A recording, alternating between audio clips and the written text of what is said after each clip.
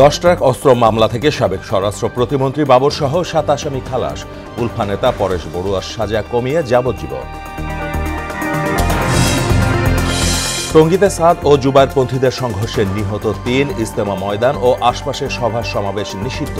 দুপক্ষের সঙ্গে সরকারের বৈঠক। মোদির ফেসবুক পোস্ট বাংলাদেশের স্বাধীনতার প্রতি সরাসরি হুমকি, বলছেন সমন্বয়করা। মুক্তিযুদ্ধকে অবজ্ঞা করার শামিল মন্তব্য রিজভীর। এবং রাজধানীর কড়াইল বস্তিতে ভয়াবহ আগুন, স্থানীয় লোকজনকে সঙ্গে নিয়ে নেভানোর কাজ করছে ফায়ার সার্ভিস।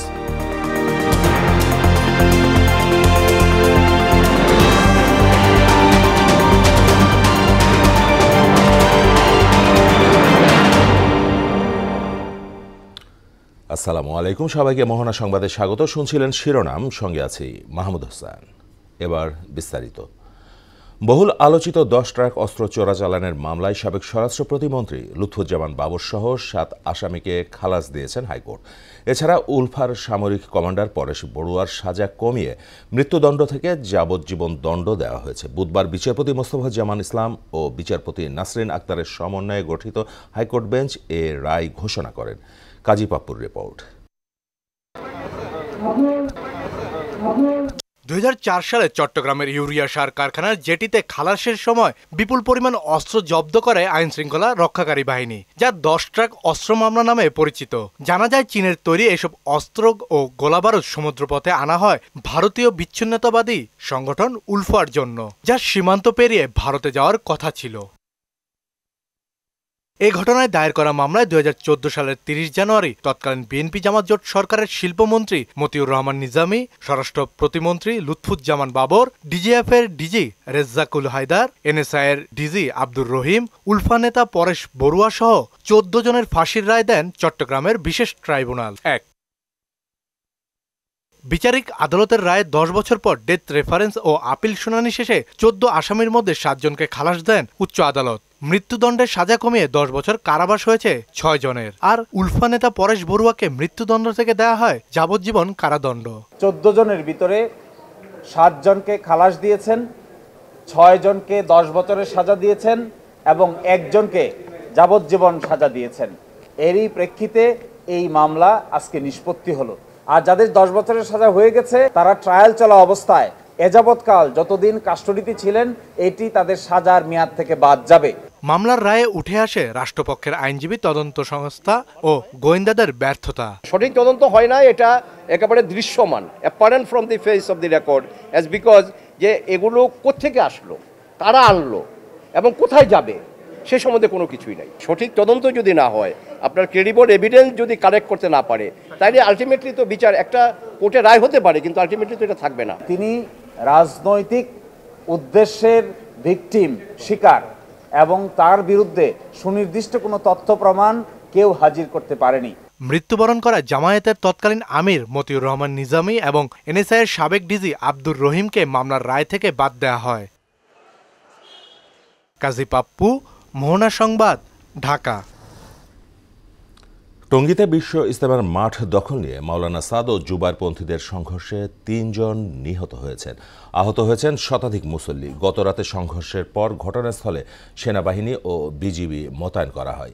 এদিকে পরবর্তী নির্দেশ না দেয়া পর্যন্ত ইজতেমা ময়দান ও আশপাশের এলাকায় সব ধরনের সভা সমাবেশ নিষিদ্ধ করেছে ডিএমপি। বিস্তারিত জানাচ্ছেন বুসরাত জাহান। 5 দিনের জোর ইজতেমা শেষ হওয়ার পরও গাজীপুরের টঙ্গীর বিশ্ব ইজতেমা ময়দানে অবস্থান করেন মাওলানা জুবায়েরপন্থীরা। সাদপন্থী মুসল্লিরা অভিযোগ করেন, মঙ্গলবার রাতের শেষ প্রহরে ইজতেমা মাঠে প্রবেশ করতে থাকলে জুবায়েরের অনুসারীরা তাদের ওপর হামলা চালায়। পাল্টা হামলা চালালে শুরু হয় মারামারি, ভাঙচুর। সংঘর্ষে 3 জন নিহত ও শতাধিক মুসল্লি আহত হন। আমরা তো আসছিলাম আল্লাহর কাজের জন্য, এখানে যেহেতু একটা দ্বন্দ্ব লেগে গেছে, তাই আমাদের মনটা খুবই খারাপ। সরকার থেকে যে সিদ্ধান্ত নেয় সেই সিদ্ধান্ত আপনারা মেনে নিন, আমরা মেনে নিছি। আল্লাহ তাআলা সবাইকে ঈমানের সাথে রাখুক, কামিয়াবির সাথে রাখুক, এইটাই চাইতেছি। আসিফ সাহেবের কথা মতে আমাদের ওই টুঙ্গির মাছ ছাড়া হলো।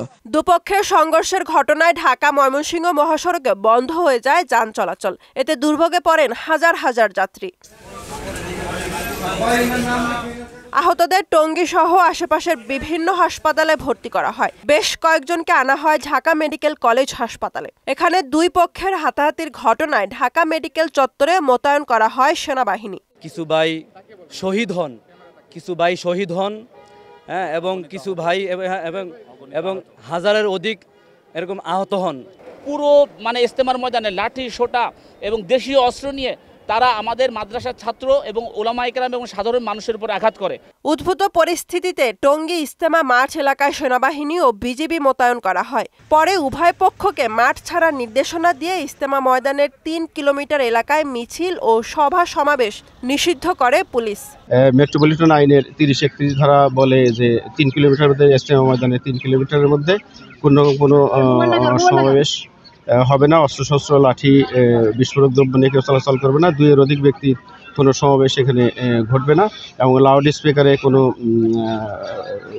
মাইকিং বা অন্য কোনো কিছু শব্দযন্ত্র ব্যবহার করা যাবে না। প্রশাসনের কঠোর অবস্থানের পরই ইজতেমা ময়দান ছেড়ে যান মুসল্লিরা। বুশরাত জাহান, মোহনা সংবাদ।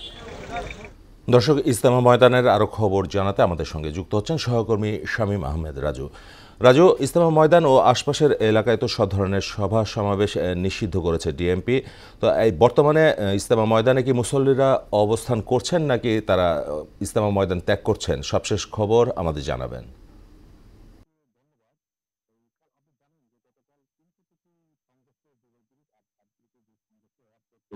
আজকে 12টা থেকে চলছিল, চলার পরে 12টার পরে ওটাকে ছাত্রীরা এই মাঠের স্থাপনা আসার পরে বিকাল 4টার দিকে পুলিশ কমিশনার মহোদয় 125 দ্বারা জারি করার পরেই বলা হয়েছে যে মাঠ ক্লিন করার জন্য। তারপরে সেনাবাহিনী র্যাব পুলিশ যৌথভাবে আসার পরে এটা দেখি প্রজ্ঞাপন দেওয়া করে বলছে 3 কিলোমিটারের ভিতরে যাতে কেউ প্রবেশ না করেন, মাইক লাঠি তারপর কোনো ধরনের মাইকের কোনো আওয়াজ হবে না বলেই পুলিশ কমিশনার প্রজ্ঞাপন জারি করে জারি করেছেন। আর বলেছেন কোনো ধরনের মুরব্বীদের অথবা কোনো ধরনের প্রজ্ঞাপন ইসলামী না দেওয়া পর্যন্ত যাতে কেউ প্রবেশ না করতে পারেন এই বিষয়ে উনি জানিয়েছেন।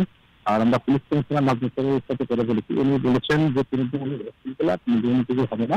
তাৎক্ষণিক আন্দোলন ব্যক্তিগত সেনাবাহিনী, র্যাব, পুলিশ, সাথে আইনশৃঙ্খলা বাহিনী সবসময় পর্যবেক্ষণ করছেন। এখন আমরা যেটা দেখেছি ময়দানে কোনো জননীয় মুসল্লি নেই, সবাই চলে গেছেন, এখন খালি হয়ে গেছে।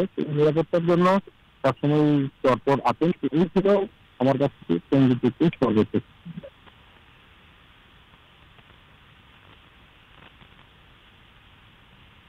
রাজু, আপনাকে ধন্যবাদ। সাতপন্থীদের সন্ত্রাসী সংগঠন হিসেবে নিষিদ্ধ করার দাবি জানিয়েছেন জুবায়েরপন্থীরা। আর তুরাগ তীরে হতাহতের ঘটনায় দুঃখ প্রকাশ করে ইজতেমা মাঠ ছাড়ার ঘোষণা দিয়েছেন ভারতের মাওলানা সাদের অনুসারীরা। স্বরাষ্ট্র উপদেষ্টা জাহাঙ্গীর আলম চৌধুরীর সঙ্গে আলাদা বৈঠক শেষে এসব দাবি জানান সাদ ও জুবায়েরপন্থীরা। মনিরুল ইসলামের প্রতিবেদন। ইজতেমা ময়দান দখলকে কেন্দ্র করে দুই পক্ষের সংঘর্ষে হতাহতের পর স্বরাষ্ট্র মন্ত্রণালয় বৈঠক করেছেন সাদ ও জুবায়েরপন্থীরা। বেলা 11টায় বৈঠকে স্বরাষ্ট্র ও ধর্মসহ 7 উপদেষ্টা উপস্থিত ছিলেন। বৈঠক শেষে সাংবাদিকদের সঙ্গে কথা বলেন মাওলানা সাদের অনুসারীর প্রতিনিধি রেজা আরিফ। হতাহতের ঘটনায় অনুতপ্ত তারা, ঘোষণা দেন ইজতেমা ময়দান ছাড়ার। এটা একেবারে অনুচিত হয়েছে, যাই হয়েছে মুসলমান মারামারি, তবলিগের সাথীরা মারামারি, এটা একেবারেই ঠিক হয়নি। আমরা এই জন্য আন্তরিকভাবে দুঃখ প্রকাশ করছি এবং ইনশাআল্লাহ ভবিষ্যতে এমন কোনো কর্মকাণ্ড যেন না হয়, যাবতীয় চেষ্টা আমাদের থাকবে ইনশাআল্লাহ। এখন এখানে সিদ্ধান্ত হয়েছে সরকার নিজ দায়িত্বে মাঠটা নিয়ে নেবেন, কেউ মাঠের মধ্যে থাকবে না। যেহেতু আমরা সকাল ভোর থেকে এখানে আছি, আমরা এখনই ছেড়ে দিচ্ছি। আর সাতপন্থীদের সন্ত্রাসী সংগঠন ঘোষণা দিয়ে তাদের সব কার্যক্রম নিষিদ্ধের দাবি জানান মাওলানা মামুনুল হক। সাতপন্থীদেরকে একটি সন্ত্রাসী সংগঠন আখ্যায়িত করে তাদেরকে নিষিদ্ধের আমরা দাবি জানিয়েছি। কাজে আমরা আশা করি সেই বিষয়েও যথাযথ পদক্ষেপ গ্রহণ করা হবে। তারা শুধুমাত্র একটি বিবাদমান পক্ষই তারা নয়, বরং তারা এই ধরনের সন্ত্রাসী কার্যকলাপের মাধ্যমে নিজেদেরকে একটি সন্ত্রাসী গোষ্ঠী হিসেবে জাতির সামনে বিশ্ব দরবারে তারা নিজেদের পরিচয় তুলে ধরেছে। হামলাকে এক পক্ষে উল্লেখ করে জড়িতদের দ্রুত গ্রেপ্তারের দাবিও জানান জুবায়েরপন্থীরা। মনিরুল ইসলাম, মোহনা সংবাদ, ঢাকা। সাবেক প্রধানমন্ত্রী শেখ হাসিনার বিরুদ্ধে আন্তর্জাতিক অপরাধ ট্রাইব্যুনালে গুমের অভিযোগ দায়ের করেছেন ইউপিডিএফ নেতা মাইকেল চাকমা। সকালে চিফ প্রসিকিউটর তাজুল ইসলামের কাছে মৌখিকভাবে অভিযোগ দায়ের করেন তিনি। চিফ প্রসিকিউটর জানান, অভিযোগ আমলে নিয়েছে প্রসিকিউশন। লিখিত অভিযোগ পাওয়ার পর তদন্ত কাজ শুরু হবে। তার অভিযোগ, 2019 সালের 9 এপ্রিল রাজধানীর কল্যাণপুর এলাকা থেকে তাকে তুলে নিয়ে 5 বছর 4 মাস বিভিন্ন জায়গায় আটকে রাখা হয়। বিরোধিতা করা মানে হলো আপনার রাষ্ট্রবিরোধী অপরাধ। তো আমি তাদেরকে বলেছিলাম, না, এটা তো আমি বিশ্বাস করি না, যেহেতু এটা তো আইনে এটা বলে না। প্রতিহিংসার মানে আমি শিকার হয়েছি, বা আমি প্রধান আসামি হিসেবে তো শেখ হাসিনাকেই আমি দায়ী করব, মানে আমার গুমের জন্য। এবং সে এবং তার সাথে যারা আরও জড়িত ছিল এবং তাকে যারা সহযোগিতা করেছে বা তার সাথে যারা এই গুমের সাথে জড়িত ছিল, তাদের বিরুদ্ধে আমি অভিযোগ দেব। কিভাবে তাকে রাখা হয়েছিল সেই সব ব্যাপারে তিনি আমাদের কাছে আজকে মৌখিকভাবে জানিয়েছেন, এবং এই জানানোর মধ্য দিয়ে আমরা ওনার এই বক্তব্য থেকে নিশ্চিত হয়েছি যে এনফোর্সড ডিসঅ্যাপিয়ারেন্স, যেটা গত সরকারের আমলে সিস্টেম্যাটিক ওয়েতে করা হয়েছে, সেগুলো শিকার তিনি হয়েছিলেন। আগামীকাল মিশরের রাজধানী কায়রোতে আল আজহার বিশ্ববিদ্যালয়ে ভাষণ দেবেন প্রধান উপদেষ্টা ডক্টর মোহাম্মদ ইউনূস। এর আগে D8 সম্মেলনে যোগ দিতে বুধবার স্থানীয় সময় সকাল 11টায় মিশরের রাজধানী কায়রোতে পৌঁছান তিনি। কায়রো আন্তর্জাতিক বিমানবন্দরে ডক্টর ইউনূসকে স্বাগত জানান মিশরের পাবলিক বিজনেস সেক্টর মন্ত্রী মোহাম্মদ শিমি। পরে মন্ত্রীর সঙ্গে সংক্ষিপ্ত বৈঠক করেন প্রধান উপদেষ্টা। এর আগে D8 শীর্ষ সম্মেলনে যোগ দিতে ডক্টর ইউনূস মঙ্গলবার দিবাগত রাত 1:20 মিশরের উদ্দেশ্যে ঢাকা ত্যাগ করেন। মহান বিজয় দিবস নিয়ে নরেন্দ্র মোদীর ফেসবুক পোস্ট বাংলাদেশের স্বাধীনতা, সার্বভৌমত্ব ও অখণ্ডতার প্রতি সরাসরি হুমকি বলে মন্তব্য করেছেন বৈষম্য বিরোধী ছাত্র আন্দোলনের সমন্বয়করা। বিতর্কিত এই পোস্টের জন্য ক্ষমা না চাইলে ভারতের 7 সিস্টারের অখণ্ডতা বজায় থাকবে না বলেও হুঁশিয়ারি দেন ছাত্রনেতারা। মোহনা টেলিভিশনকে দেয়া সাক্ষাৎকারে মোদীর পোস্টের প্রতিক্রিয়ায় এসব কথা বলেন তারা। SU সেলিমের প্রতিবেদন। 1971 সালে দীর্ঘ 9 মাস শক্তিশালী পাকিস্তানি বাহিনীর বিরুদ্ধে অসম যুদ্ধ করেছিলেন বাংলাদেশের সব ধর্ম, বর্ণ ও ভাষার বীর সন্তানেরা। জেনারেল MAG ওসমানী ও 11 জন সেক্টর কমান্ডারের নেতৃত্বে গঠিত মুক্তিবাহিনী দেশব্যাপী শতাধিক মুখোমুখি যুদ্ধে অংশ নিয়ে ছিনিয়ে এনেছিলেন চূড়ান্ত বিজয়। দেশ ও জাতিকে পরাধীনতার শৃঙ্খল মুক্ত করতে সে সময় অকাতরে জীবন বিলিয়ে দেন বীর সন্তানেরা। লাখো লাখো শহীদের রক্ত ও অগণিত মা বোনের সম্ভ্রমের বিনিময়ে 1971 সালের 16 ডিসেম্বর পৃথিবীর বুকে জন্ম নেয় বাংলাদেশ নামে একটি স্বাধীন ও সার্বভৌম রাষ্ট্র। সেদিন থেকেই 16 ডিসেম্বর মহান বিজয় দিবস বাঙালি জাতি সত্তার আত্মমর্যাদা, বীরত্ব ও সার্বভৌমত্বের প্রতীক। মহান বিজয় দিবসের 54তম দিনে নিজের ভেরিফাইড ফেসবুকে একটি পোস্ট করেন ভারতের প্রধানমন্ত্রী নরেন্দ্র মোদী, যেখানে তিনি 71-এর বাঙালির ঐতিহাসিক গৌরবময় বীরত্বকে ভারতীয় সৈন্যদের বীরত্ব বলে আখ্যায়িত করে এই বিজয়কে ভারতের বিজয় বলে উল্লেখ করেন। নরেন্দ্র মোদীর এমন ফেসবুক পোস্টকে বিশেষ উদ্দেশ্য প্রণোদিত এবং বাংলাদেশের স্বাধীনতা, সার্বভৌমত্ব ও অখণ্ডতার প্রতি সরাসরি হুমকি বলে জানান বৈষম্য বিরোধী ছাত্র আন্দোলনের সমন্বয়করা। বাংলাদেশের যারা মুক্তিগামী জনতা, যারা শহীদ হয়েছেন, তাদের প্রতি চূড়ান্ত অবমাননা করা হয় এবং বাংলাদেশের যে স্বাধীনতা ও সার্বভৌমত্ব তার প্রতি একটি হুমকি এটি। তিনি তার বক্তব্যের মধ্য দিয়ে বাংলাদেশের স্বাধীনতাকে তিনি অস্বীকার করেছেন। তিনি এটাকে ভারতের স্বাধীনতা হিসেবে দাবি করেছেন, যেটা কোনোভাবেই আমাদের গ্রহণযোগ্য না। যদি বাংলাদেশের স্বাধীন সার্বভৌমত্ব দিয়ে কোনো প্রকার আঙ্গুল তোলা হয় তাহলে ওই আঙ্গুল আমরা ভেঙে দেব। শেখ হাসিনা মোদির সাথে বসে এক টেবিলে বসে এই স্ট্যাটাসগুলো পোস্ট করছে। মোদির এ ধরনের পোস্ট দুদেশের সাম্প্রদায়িক সম্প্রীতি, সহাবস্থান ও স্থিতিশীলতা নষ্টে গভীর চক্রান্ত উল্লেখ করে তা প্রত্যাখ্যান করেন পেশাজীবী ও ছাত্রনেতারা। তাদের অবদান আমরা ভুলবো না, কিন্তু তারা তাদের সম্পূর্ণ ক্রেডিট এখানে প্রচার করবে তা আমি প্রত্যাখ্যান করতেছে। বাংলাদেশের যে নাগরিক রয়েছে, ভারতের যে নাগরিক রয়েছে, তাদের মধ্যে আসলে এখানে একটি দ্বন্দ্ব সৃষ্টি হচ্ছে। আপনি বাংলাদেশের মানুষের কাছে ক্ষমা চাইবেন, তবেই আমার যে নিহত যে মুক্তিযোদ্ধা আছেন, শহীদ যে মুক্তিযোদ্ধা আছেন, তাদের আত্মা শান্তি পাবে। তারা যে বাংলাদেশের সার্বভৌমত্বকে তাদের বলে করতেছে, কারণ তাদের একজন এজেন্ট এই দেশের ক্ষমতায় তখন ছিল। মোদি ক্ষমা না চাইলে ভারতের 7 সিস্টার অক্ষত থাকবে না বলেও সতর্ক করেন তারা চূড়ান্তভাবে বাংলাদেশের মানুষের কাছে লেজিটিমেসি হারিয়েছে। SU সেলিম, মোহনা সংবাদ, ঢাকা। এদিকে ভারতের প্রধানমন্ত্রী বাংলাদেশের বিজয় দিবস নিয়ে যে মন্তব্য করেছেন তা স্বাধীনতা ও মুক্তিযুদ্ধকে অবজ্ঞা করার শামিল বলে মনে করেন বিএনপির জ্যেষ্ঠ যুগ্ম মহাসচিব রুহুল কবির রিজভী। অন্যদিকে গত 16 বছর ধরে বাংলাদেশ ভারতকে শুধু দিয়েই গেছে, বিনিময়ে কিছুই পায়নি বলে মন্তব্য করেছেন বিএনপির স্থায়ী কমিটির সদস্য ডাক্তার AZM জাহিদ। আরও জানাচ্ছেন তানজিদ ভুইয়া। রাজধানীর শান্তিনগর এলাকায় ভারতীয় পণ্য বর্জনের ডাকে আয়োজিত এক অনুষ্ঠানে প্রধান অতিথির বক্তব্য রাখেন বিএনপির জ্যেষ্ঠ যুগ্ম মহাসচিব রুহুল কবির রিজভী। এ সময় তিনি বলেন, বিজয় দিবসে ভারতের প্রধানমন্ত্রী নরেন্দ্র মোদীর মন্তব্যকে বাংলাদেশের স্বাধীনতা ও মুক্তিযুদ্ধকে অবজ্ঞা করার শামিল। এটা বাংলাদেশের বিজয় দিবস না, এটা ভারতের বিজয় দিবস হয় কি করে? তার মানে ওনারা আমাদের মুক্তিযুদ্ধকে অবজ্ঞা করতে চান, আমাদের মুক্তিযোদ্ধাদেরকে অবজ্ঞা করতে চান। আমাদের যে 30 লক্ষ মানুষ অকাতরে জীবন দিল, সেটাকে তারা তুচ্ছ তাচ্ছিল্য করতে চান। রিজভী আরও বলেন, বিগত 16 বছর একমাত্র দিল্লি ছাড়া শেখ হাসিনাকে কোনো দেশ সমর্থন করেনি। ভারতীয় গণমাধ্যমের অপপ্রচার নিয়েও কড়া সমালোচনা করেন বিএনপির এই নেতা। শেখ হাসিনা পালিয়ে গেছেন, এই মনোকষ্টে আপনারা অসংখ্য মিডিয়ায় প্রতিদিন বাংলাদেশ বিরোধী বক্তব্য রাখছেন। আপনাদের এত প্রেম কেন শেখ হাসিনার বিষয়ে? আপনাদের সমস্ত অবৈধ কাজ শেখ হাসিনা মেনে নেয়, কিন্তু বাংলাদেশের মানুষ এটা মানে না বলেই আজকে বাংলাদেশের বিরুদ্ধে আপনারা বিষোদ্গার করছেন, বাংলাদেশের বিরুদ্ধে আপনারা নানা ধরনের অপপ্রচার করছেন।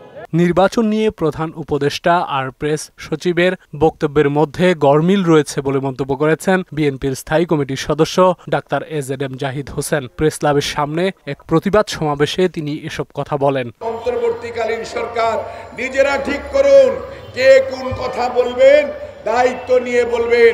এক একজন এক এক কথা বললে মানুষের মধ্যে বিভ্রান্তি হবে। আমরা চাই আপনারা সার্থক হন, সফল হন, মানুষকে বিভ্রান্ত হোক এরকম কোনো বক্তব্য থেকে সবসময় আপনাদেরকে বিরত থাকার জন্য আহ্বান জানাচ্ছি। পতিত স্বৈরাচারের দোসররা ঘাপটি মেরে আছে অন্তর্বর্তীকালীন সরকারের বিভিন্ন মন্ত্রণালয়ে, বিভিন্ন বিভাগে, তাদেরকে আইনের আওতায় আনুন। জাহিদ হোসেন আরো বলেন, অন্তর্বর্তী সরকার যত দ্রুত নির্বাচন দেবে ততই জনগণের জন্য মঙ্গল।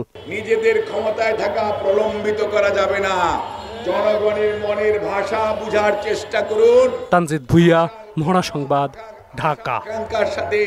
রাজধানীর বনানীতে কড়াইল বস্তিতে ভয়াবহ আগুন লেগেছে। আগুন নিয়ন্ত্রণে কাজ করছে ফায়ার সার্ভিসের অন্তত 7টি ইউনিট। ফায়ার সার্ভিসের মিডিয়া কর্মকর্তা আনোয়ারুল ইসলাম দোলন জানান, বিকাল 4:15 দিকে কড়াইল বস্তির বউবাজারে আগুন লাগে। স্থানীয় লোকজন ও ফায়ার সার্ভিসের কর্মীরা আগুন নেভানোর কাজ করছে।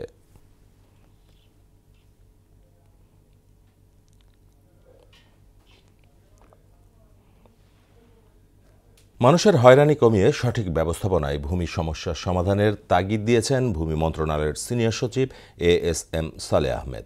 জনগণকে সঙ্গে নিয়ে ছোট ছোট দল গঠন করে ভূমি সংস্কার ও বিদ্যমান সমস্যার সমাধানের অঙ্গীকার করেন তিনি। রাজধানীর ভূমি ভবনে ভূমি মন্ত্রণালয়ের উদ্যোগে ভূমি ব্যবস্থাপনায় সংস্কার নিয়ে স্টেক হোল্ডার সেমিনারে সালেহ আহমেদ এসব কথা বলেন। ভূমি সেবায় নাগরিক হয়রানি কমাতে সার্ভার সচল সহ প্রয়োজনে শিক্ষার্থীদের সম্পৃক্ত করার তাগিদও দেন তিনি। দেশের বাইরের খবর, ইসরায়েলি হামলায় অবরুদ্ধ গাজায় আরও 31 ফিলিস্তিনি নিহত হয়েছেন। এদিকে চলমান বর্বরতায় ইসরায়েলকে সামরিক সহায়তা দেয় যুক্তরাষ্ট্রের পররাষ্ট্র দপ্তরের বিরুদ্ধে মামলা করেছেন 5 ফিলিস্তিনি। অন্যদিকে ভারতীয় পণ্যে উচ্চ শুল্ক আরোপের হুমকি দিয়েছেন নবনির্বাচিত মার্কিন প্রেসিডেন্ট ডোনাল্ড ট্রাম্প। আর ফ্রান্সের মায়োটে তাণ্ডব চালানোর পর মোজাম্বিকে আঘাত এনেছে ঘূর্ণিঝড় চিডো। নিহত হয়েছেন কমপক্ষে 34 জন। কাজী শাহরিনের ডেস্ক রিপোর্ট। টানা 14 মাসের হামলার পরও গাজায় ইসরায়েলি বাহিনীর বর্বরতা থামেনি। এ হামলায় গত 24 ঘন্টায় গাজায় আরও 31 ফিলিস্তিনি নিহত ও 79 জন আহত হয়েছে। এতে উপত্যকাটিতে মোট নিহতের সংখ্যা 45,000 ছাড়িয়ে গেছে এবং আহত হয়েছে লক্ষাধিক ফিলিস্তিনি। গাজায় অব্যাহত হামলার মাধ্যমে ইসরায়েল মানবাধিকার লঙ্ঘন করছে। তারপরও দেশটিকে অব্যাহতভাবে সামরিক সহায়তা দেয় যুক্তরাষ্ট্রের পররাষ্ট্র দপ্তরের বিরুদ্ধে মামলা করেছেন সেখানকার বসবাসকারী 5 ফিলিস্তিনি। ভারতীয় পণ্যের ওপর অধিক হারে ট্যাক্স আরোপের হুমকি দিয়েছেন নবনির্বাচিত প্রেসিডেন্ট ডোনাল্ড ট্রাম্প। যুক্তরাষ্ট্র থেকে ভারতে আমদানি করা নির্দিষ্ট কিছু মার্কিন পণ্যের ওপর উচ্চ শুল্ক আরোপের জবাবে এই হুমকি দেন তিনি। They tax us, we tax them, and they tax us almost in all cases they're taxing us. অন্যদিকে রোববার ভারত মহাসাগরীয় অঞ্চলের ফরাসি দ্বীপ মায়োটে ধ্বংসযজ্ঞ চালানোর পর মোজাম্বিকে তাণ্ডব চালিয়েছে ঘূর্ণিঝড় চিডো। এতে কমপক্ষে 34 জন নিহত হয়েছে। এছাড়া 34,000-এরও বেশি মোজাম্বিক পরিবার তাদের বাড়িঘর হারিয়েছে। ধ্বংস হয়ে গেছে স্কুল ও স্বাস্থ্য পরিষেবা সংক্রান্ত বহু অবকাঠামো। বিবিসির তথ্য মতে মৃতের সংখ্যা আরও বাড়তে পারে বলে আশঙ্কা করা হচ্ছে। কাজী শাহরিন, মোহনা সংবাদ। শেষ করব মোহনা সংবাদ যাওয়ার আগে শিরোনামগুলো আরও একবার।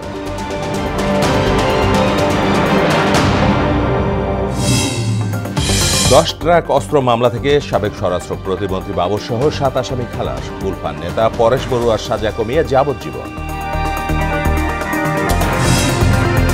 টঙ্গীতে সাদ ও জুবায়েরপন্থীদের সংঘর্ষে নিহত 3, ইজতেমা ময়দান ও আশপাশের সভা সমাবেশ নিষিদ্ধ। দুপক্ষের সঙ্গে সরকারের বৈঠক। মোদির ফেসবুক পোস্ট, বাংলাদেশের স্বাধীনতার প্রতি সরাসরি হুমকি, বলছেন সমন্বয়করা। মুক্তিযুদ্ধকে অবজ্ঞা করার শামিল মন্তব্য রিজভী। এবং রাজধানীর কড়াইল বস্তিতে ভয়াবহ আগুন, স্থানীয়দের সঙ্গে নিয়ে প্রায় 1 ঘন্টার চেষ্টায় নিয়ন্ত্রণে আনল ফায়ার সার্ভিস।